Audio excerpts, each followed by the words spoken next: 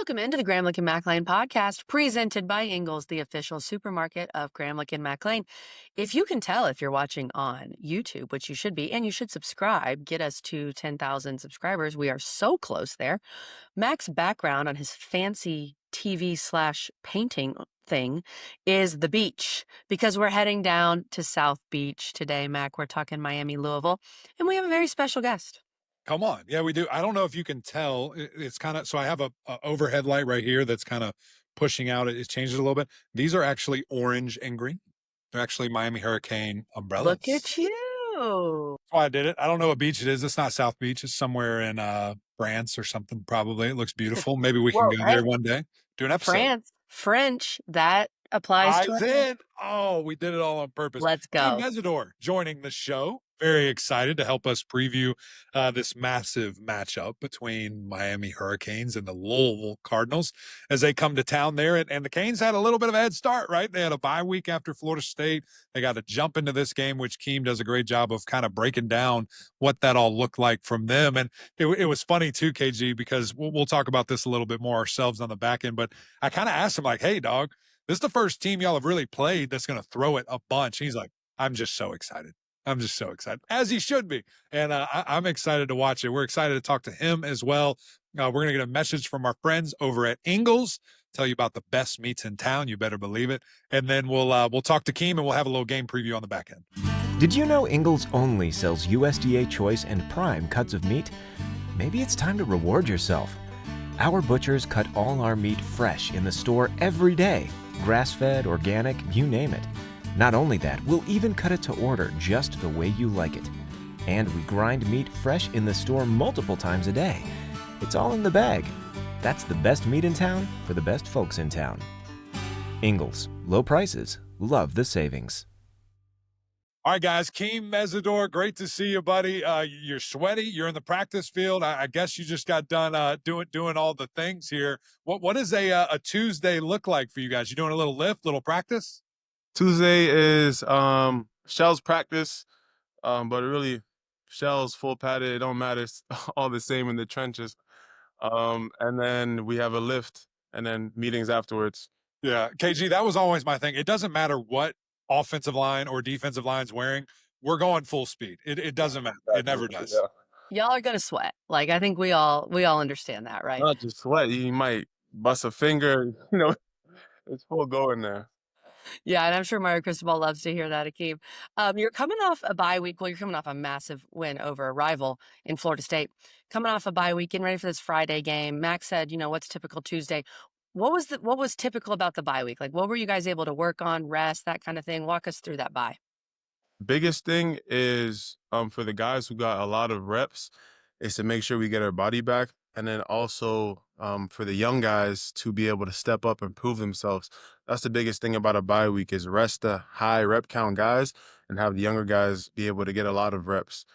That was really the bye week. And then obviously the emphasis on the U. It's all about us, keep working on our craft to get better every day and get prepared for this next opponent. It's really an advantage because we have 2 weeks to get ready. No question. How unique was that having a bye so close together like that? Like you came off a bye, did work against Florida State, had another bye. Have you ever experienced that in your career before? Never. It's the first.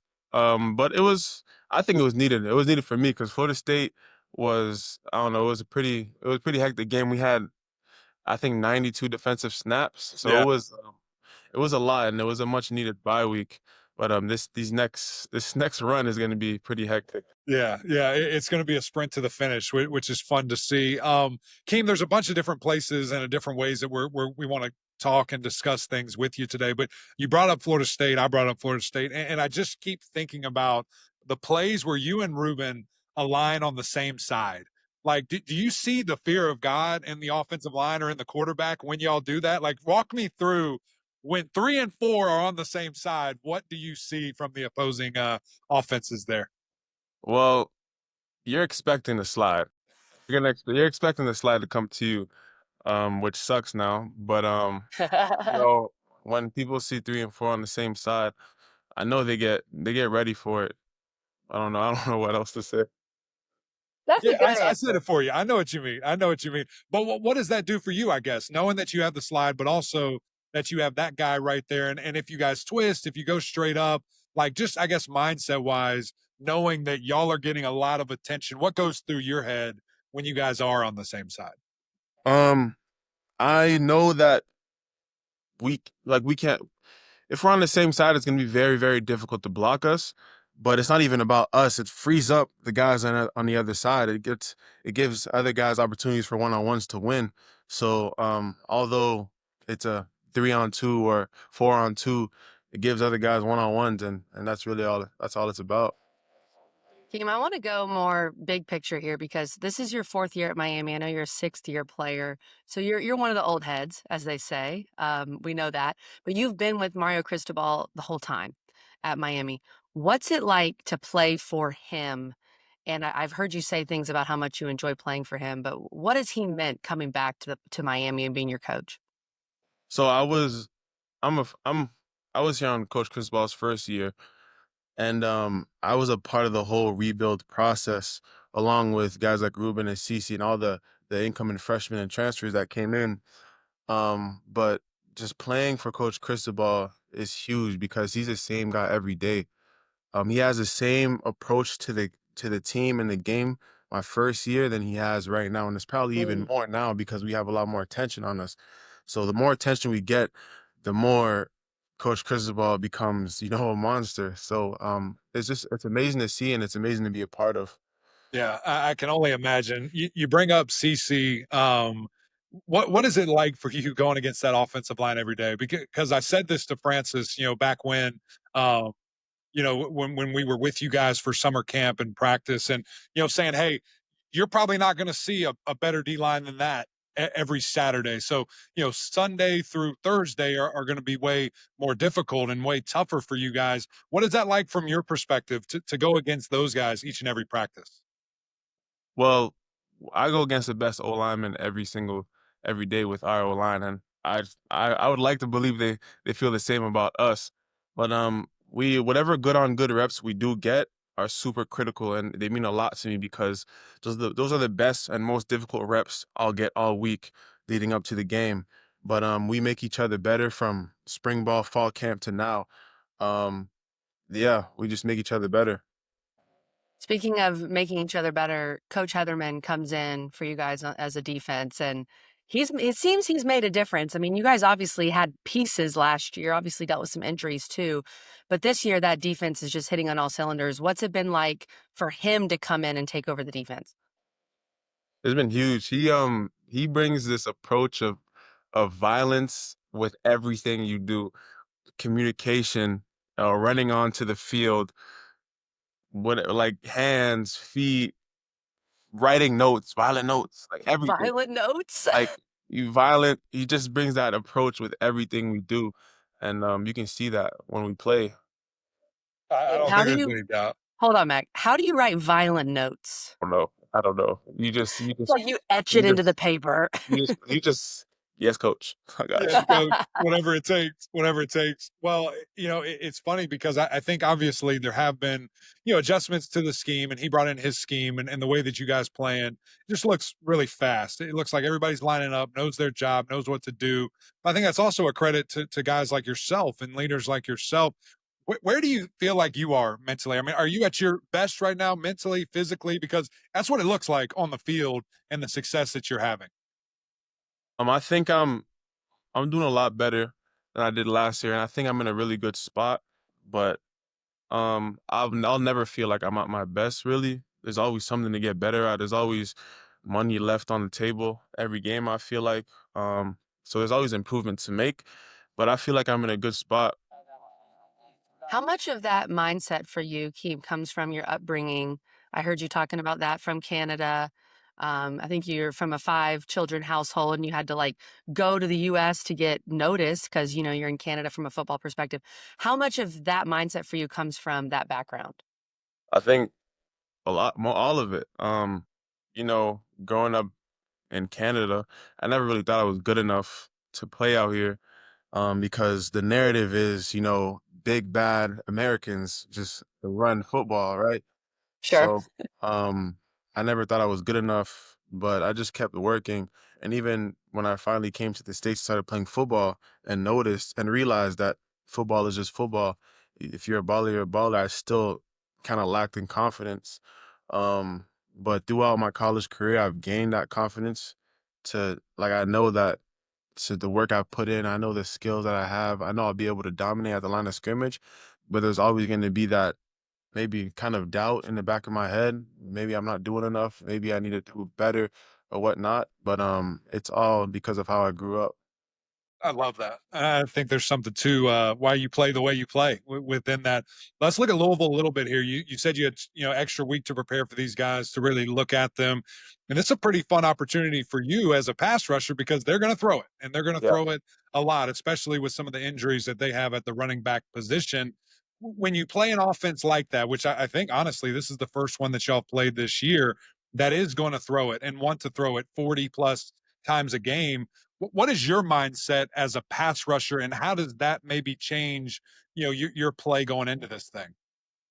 I kind of have to it gets me really excited knowing that they're going to throw the ball a lot, but I also have to expect a lot of double teams, a lot of chips. So I have to be one step ahead when it comes to a pass down, second and long, third and long, whatnot. I gotta expect the chip and all that stuff. I just have to just play football. Yeah. I don't know. I can't explain. I don't know. Yeah. Well, let's dive into the chips a little bit more because I think this is. I obviously didn't play, that position in college. So when you say you expect a chip and you need to be ready to defeat it, like what does that look like? Is that just bracing for contact? Is that trying to, get your hands on a lineman, but then your eyes on a tight end or a running back? Like, what's your process in, I guess, identifying the chips Yeah, you have coming to and you then have to identify. combating it? Yeah, you have to identify it first. It depends. You can tell, depending on how wide the a tight end is off the ball. If he's staring at you, you know the chip is coming. Sometimes you can expect it from the running back. If you know it's coming from the running back, you take that tackle up 4 yards and then spin off the chip, but make sure you have the quarterback depth or quarterback +1 so you're not giving Miller Moss the ability to escape that pocket. It's just there's different ways, especially off the running back. I would typically like to spin off of it. If I do feel like there's room in between the running back and the tackle, I get skinny through it. The tight end, I'll if he's tight enough, I'll get outside of him. If I have the freedom to do that, to make him come out to me and have the tackle come out to me. If I don't have the freedom to get too wide, I'll kind of line up in front of him. If I have to be inside of him, I'll dip my outside shoulder to try to avoid that chip and then get back. It's a lot, but just figure out ways to win. Yeah, well, Yeah. I want to stay here. Sorry, KG. Just about No, the I when you love it. It's talk about interesting. the freedom to do so, just for people that they hear that and they might not know what that means. Is that when you have someone also coming to the inside gap? Is that a linebacker flowing off? Like, what do you mean when you say if I have the freedom to do something? So, it depends if we have eyes on the quarterback, and I'll have the freedom to do whatever I want. If he steps up in the pocket, we got somebody for that. If he goes outside, we have somebody for that. If we don't have eyes on the quarterback, but I have a three technique, I also have to understand how my three technique rushes. Is he a guy that's gonna get upfield? Is he a guy that might take that inside move right now where I can't get too wide to open up that B gap? It depends on what the call is, and it also depends on who is aligned beside you. It's all gonna affect what you Mm. do, what you're able to do.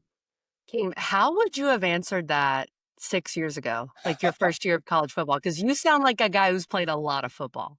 I don't know. I probably wouldn't be You able would to. have said, I'm just going to get after the quarterback. Just getting after the quarterback. I'm just getting after the quarterback. And that's true though. And that's why you're such a great player and you're going to be such a great NFL player is it's not just see ball, get ball. Like there's rules, there's guidelines, there's stipulations. And of course, at the end of the day, you want to be a dog and you want to beat your guy, but you might be handcuffed a little bit. You might be, limited and having to hold your gap, to the outside. And then of course, KG, knowing your opponent and Miller Moss that, clearly has a little bit of athletic ability as well. Yeah, that was great. I learned a lot there, Keem. I got to ask this big picture question here because just being watching this on TV, Mac's been there in person. The crowds at Hard Rock have been ridiculous, like unreal. What can you say about that, Keem, and what do you expect from this crowd on Friday night? I'm happy that people are making a drive to come to Hard Rock because it's not easy.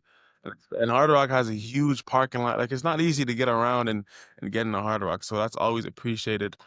But I was here when Hard Rock was empty, and now I'm here when it's full. And that process is just it makes me happy. And then I expect it to be a full house because Louisville is a good team. It was a really good football team, and they were our last home loss. So it means a lot to us to go and get this 1-0 at home. But I'm expecting a full house and everybody up in their seats. We need the asylum to be rocking. Last one for me, Keem, just kind of again bigger picture, and the way that you just answer that question kind of makes me think of this. What has this last year meant for you? What does it mean for you? And the great success that you're having, and knock on wood, you keep having even more and more, and keep elevating your game. But what does this year mean to you personally? Because it's my last year, it means everything. This is my last opportunity to, you know, get everything I want out of college football, and it means everything. And then along with the guys beside me, I'm not the only one that is there last year. What's he saying? It's his last year as well. Like a lot, like this, it means a lot to a lot of the guys in this building, and that makes me super excited. And I just try to give him my all because it's my last ride. I have no more opportunities. Yeah. I've read this is the last one for me, Keem. I read that you also speak French growing up from your background and everything Yeah, in Canada. I lost it How a little bit, but You lost it. I'm I not can gonna hold a ask you to conversation. say you don't have to say anything. I just would been so it would been so interesting to hear you explain the mindset of a D lineman in I wouldn't be French. able Like, to. they I don't have the terminology, right? No, they do, I've just never learned it. I learned football Oh, in okay. English. Yeah, You yeah. your footballese is in English. I My got football it. Yeah. IQ Okay. is all English. That's Yeah. just how it goes. I do need you to freshen up a little bit and maybe be like Kobe out there talking trash in different languages. Like I that's another like level that. when you can start doing Hey, that. we got there's 2 Ottawa guys on Louisville. I grew up with them. So, Go right Oh, at them. Go perfect. right yeah, at them. Anyway, Keem, Perfect. this was awesome, man. Great to see you. Excited for you guys, and can't wait to watch you Friday night, my man. thank you. I appreciate you guys. Rollback just dropped their licensed game day collection. Polos, hoodies, Q-zips, custom designed for your school. On game days, we wear Rollback, period. Thanks again to Keem Mesidor for joining us. I really enjoyed that, Mac. I mean, you can tell that guy he's probably, I'm guessing, 23, 24 years old, like very mature. He knows how important this final season is for his future. And he grew up, just trying to get his name out there because he's from Ottawa and trying to make it into American football. So he was great. And I was so interested. I know you were loving the nerd out when because he kind of was giving us shorter answers than you said, okay, Keem, what do you do if this happens? And like Yeah. the football I light bulb know. I clicked and saw his he's like, eyes let's light go. up, and I was like, "Okay, we're gonna get him Yeah. right here. I'm gonna get something out of him." And he lit up. And listen, I get part of it, right? Like when you're trained down there, you ain't saying much, right? Like you listen, football, football, football, and we'll talk when we have to, but we're dialed in. He did a really good job representing himself and of course Miami. But you're right. When he lit up, I'm like, yeah, let's stay here a while. Let's talk about this. It was really interesting. Okay, let's get into this game, Mac. Louisville and Miami. Louisville at number 2, Miami. This is a Friday night, little bit different. Spooky, maybe. Yeah, spooky Friday. It's not Friday the 13th, we'll say that. But it is the only game on, the big game on. So a lot of eyeballs on Miami and Louisville. Right now, Miami a 13.5-point favorite. This is middle of the week, and a 52.5 is the total. Before we dive into this game, Mac, speaking of Miami's D-line, Akeem Mesidor, Ruben Bain, just all the monsters. Jeff Brom was asked about this D-line in his media availability this week. And he said, he was complimenting them, saying they're really good, they're really fast, really explosive. And he goes, yeah, I talked to some of the coaches down at Florida. And those coaches told me that Miami D-line is the best D-line they have seen since they have been at Florida. So we're talking the last, 3 to 4 years of SEC D-lines that they have faced. And Jeff Brom said the Florida coaches said it's the best one they've seen. So you can tell Louisville is approaching this game with a great amount of respect for the Miami D-line. Yeah, no, I don't doubt that in the slightest, and it's probably a really smart move there. They've got 2 defensive ends that are ranked in the top 10 of PFF's, kind of grading scale there. Ruben Bain, the number 1 player in the world. Not a shocker. And then, of course, the guy we just spoke to, Keem Mesidor, very high on that list as well. And then when you look at the defensive tackles, the interior guys, they're just rotating in, doing their thing, have a lot of depth pieces there, have a couple of guys that, have emerged from a statistical standpoint, but also just quality pieces that you can add in there. So I get it. It's brutal when you see these guys and what they are going to be going up against. And I think the reason what makes them so great, KG, couple of different factors. A, like size and ability, like they're freaky. Like Ruben is a monster. Keem is this, polished vet that you just heard, very cerebral in his approach and the things that he brings to the table. And the interior guys, big nasties, but also just the like reaction ability. Like they see stuff, they're moved, like they are fast, they are twitchy, they get after it, and just kind of have this, as you heard from Keem Mesidor, violent nature. Like they are trying to hurt you. Like that at the end of the day is their job. And I Violent think the notes. other right, violent notes, terrifying. Like I can just imagine it, like you're just taking a knife, like I think carving you just through have a the chisel. I think it's yeah. just like a chisel into That, stone. or like, is it even like a little darker? Like, are you pricking your finger with blood? Like, is it just nuts? The ink is your own blood. Like, that's what you're putting into this thing. I don't know. Maybe that was a little Amazing. weird. That was Amazing. the first thing I thought of when you said that earlier. Kind of creepy, to be honest. But the other factor that I think of why they're so good is they go against that offensive line every day. Like think of back when Miami was ruling the college football world and they were winning all those championships and they had more first round draft picks than, in a 5-year stint than some have in their entire lives as college football programs. It was the best of the best going against each other every single drill, every single day, every single practice. And I'm not saying they're there, but they're close to that, and they're probably closer than most across college football in regards to when they line up. You heard Mario Cristobal say it a week ago, 2 weeks ago. It's Jurassic Park. Like it's these monsters going against each other every day, and that's how they start practice, or they used to when they were in camp and maybe some of the dog days. It's Francis Maui-Noah and Ruben Bain one-on-one to set the tempo, to set the expectation of practice. Let's go. These are our best, and this is the effort they're giving. Why can't you give that? Like that's the mindset that they get in. And just to see those guys, like it was, I don't want to keep referring back to it, but it was really fun when we were at Florida State where we were positioned.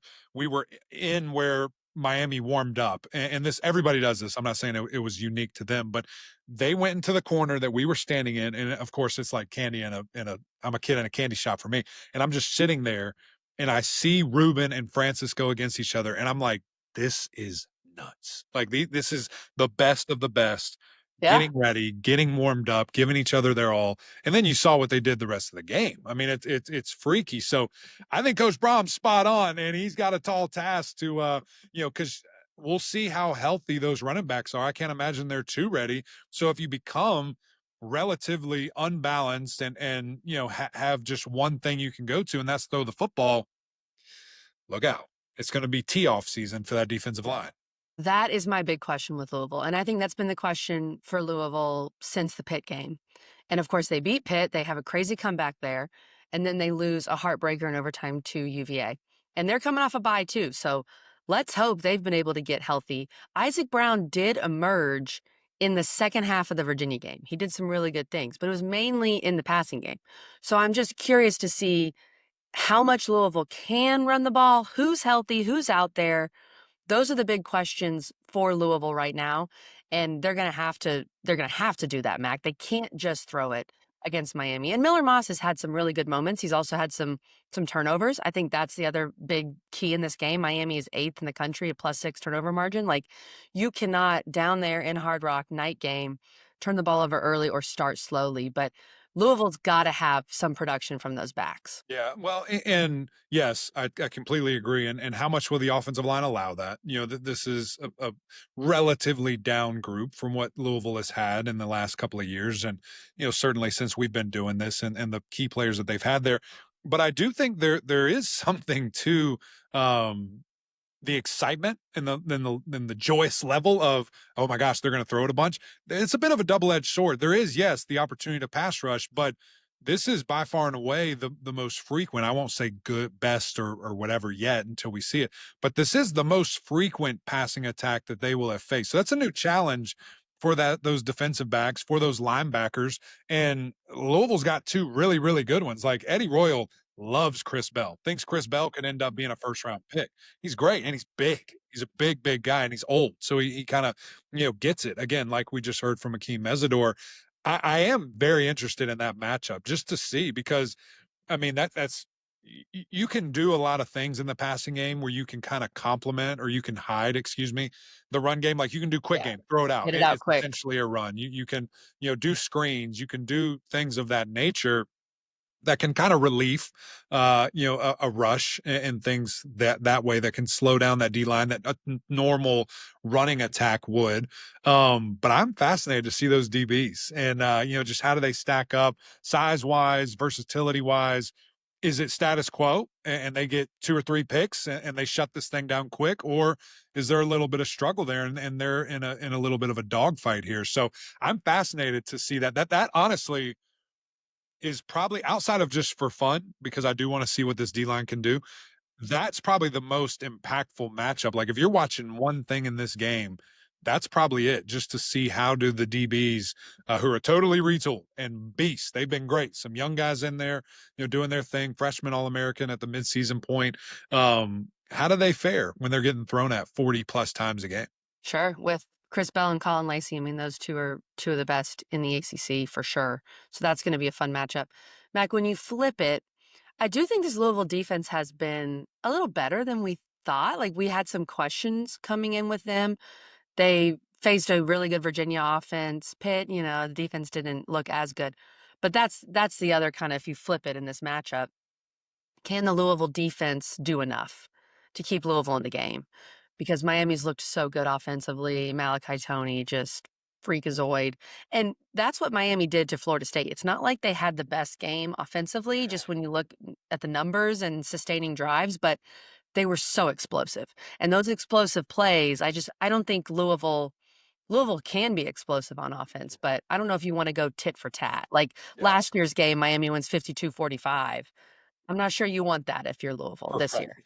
Yeah, I don't either. I don't either. And Miami probably doesn't want that either on offense, right? Like they No, they wanna don't want they their wanna defense control the giving up game. 45. Yeah. They wanna No. they wanna make it a shorter game. They want to control the ball, and really, I'd like to just see those guys finish. If they do get a nice lead in this game, can they hold it and can they finish the game like that? That's probably the thing I'm looking at. Not just assuming that they will get that, but if they do, um, can they finish it at a high level? That's my biggest key on the other side, and looking at that finishing a game and taking the life out of the opponent, Dark not just horse. going super conservative and not feeling like, okay, all right, we got to go again. You got to start the car up. It doesn't really, work that way. So can they have that kind of killer mindset on the offensive side of the ball again, if they get to that point? But overall, yeah, just seeing Tony continue to flourish. I mean, being their leading receiver right now is really tremendous. And to see the way that he does it,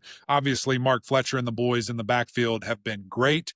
Carson just dicing guys up. Knows what he sees, knows the coverage, knows his protection, where he's weak from, where his releases are, things of that nature. He is truly a savant when it comes to the quarterback position. And being back at home, being Friday night, everybody in the world watching you, let's go. I think that's a moment that he's really excited for, and this team will thrive in that environment. The other thing Louisville has to be very careful about in this environment, which we talked about with Akeem Mesidor, Louisville ranks 122nd in the country with over 70 penalty yards per game. So you cannot afford to let that happen against this team. Mac, I just want to stay on Louisville for a quick second because I know they're coming off the Virginia loss, and if they had won that game, they would be ranked, and we'd have it be kind of, I think, nationally talking about this differently.